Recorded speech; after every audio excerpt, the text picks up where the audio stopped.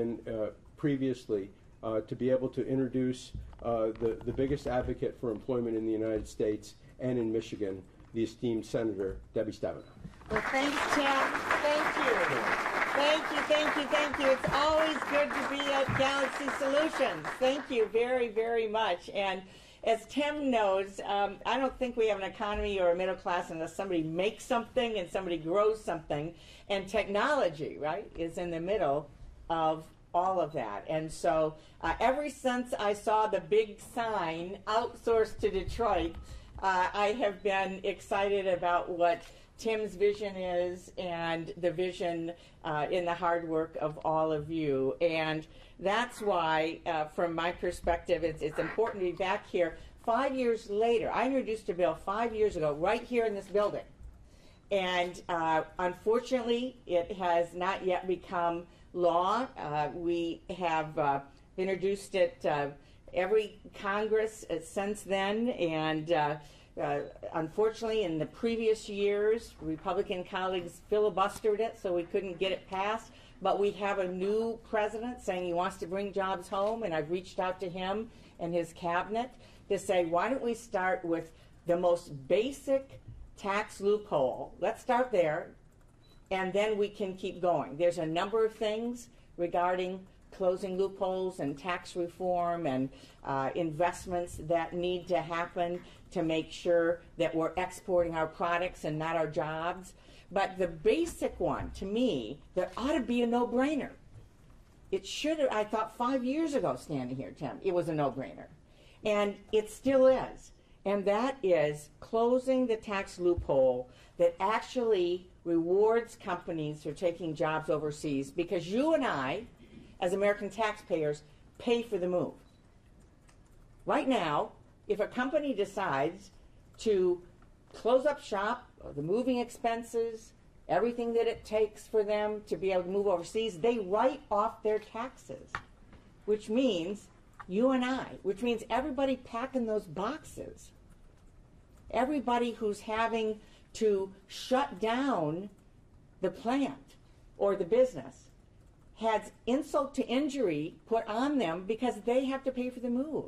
Every community who loses the plant or the business has to pay for the move through their taxes, which is outrageous. And so, this is very simple. We're going to take that away. You want to move away from the United States, you are on your own. We're not paying for it. But if you want to come back, we will gladly not only let you write off the cost of coming back, but give you a 20% tax credit to support the costs of coming back to the United States. So it is a simple idea that for the life of me, I cannot understand why people have opposed up to this point. So we're reintroducing it again today, and reaching out to colleagues across the aisle to say this is an incredibly important discussion, and it needs action in terms of, in a global economy, how we compete successfully to create jobs here and then export our products overseas. And the first signal we need to send to a company is that if you move, we as American taxpayers are not going to pay for it, bottom line.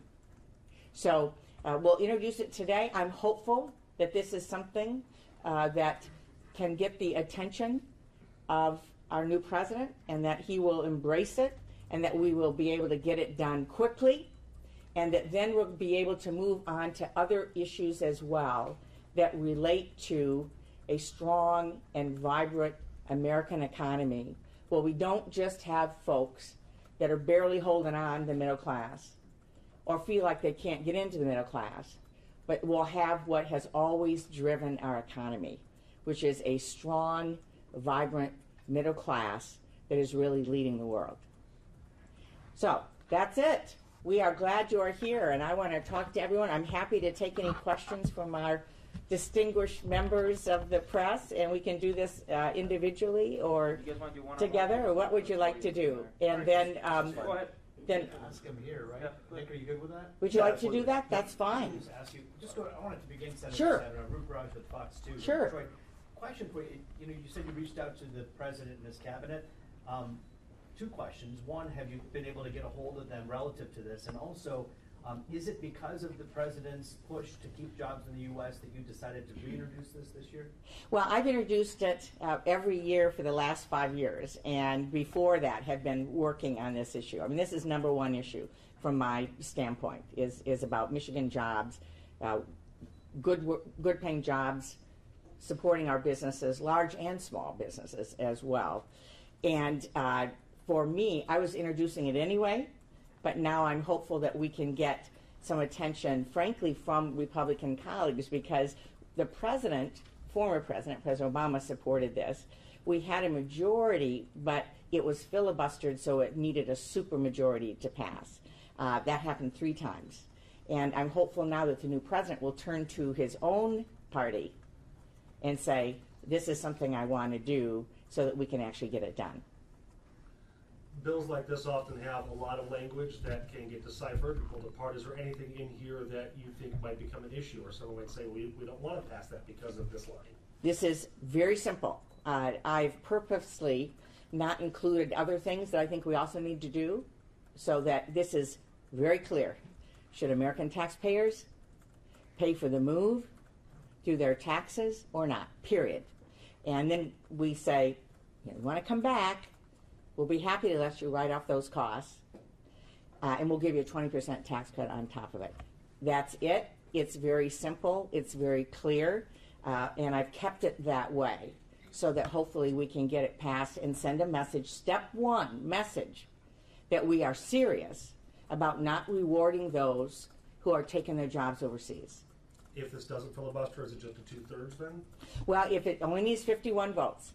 Yeah, it only needs 51. If it's filibuster, it needs 60. So all we need is 51 votes, and I can't believe we wouldn't get 51 votes. And at this point in time, it's a matter of the new majority, the Senate leader, Mitch McConnell, deciding this is a priority. And I'm hopeful that the President of the United States will call him up, say, we want to do something right now that sends a signal we're serious about bringing jobs home. Let's pass this bill. When do you expect this to reach the floor?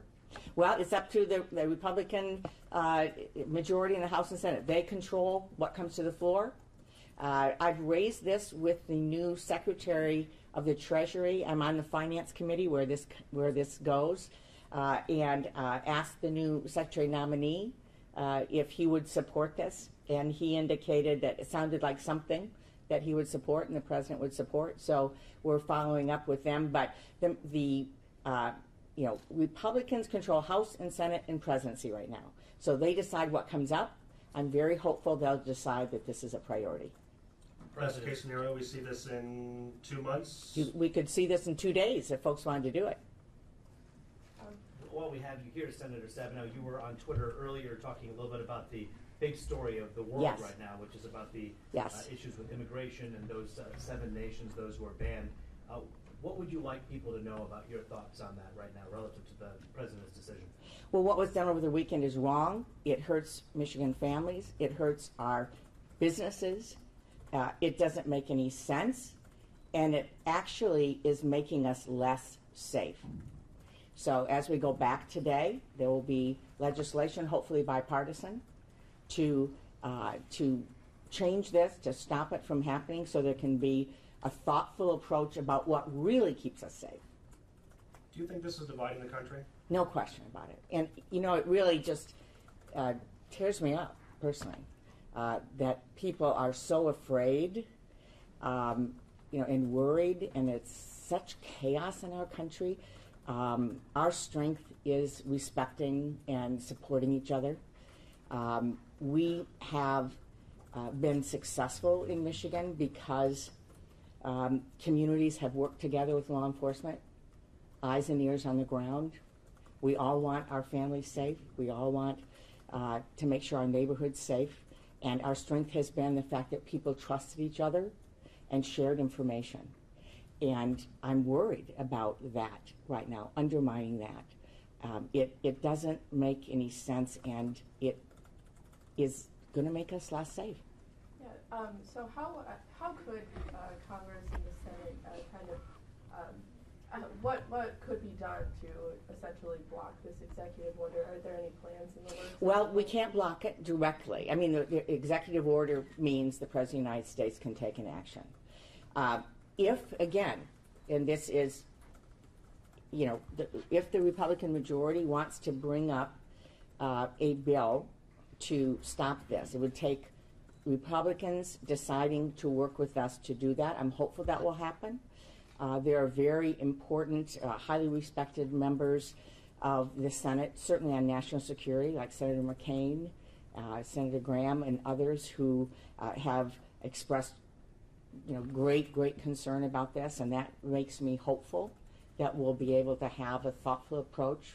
We know that the new Secretary of Defense and Secretary of Homeland Security were not adequately consulted before this was done, and so it's important.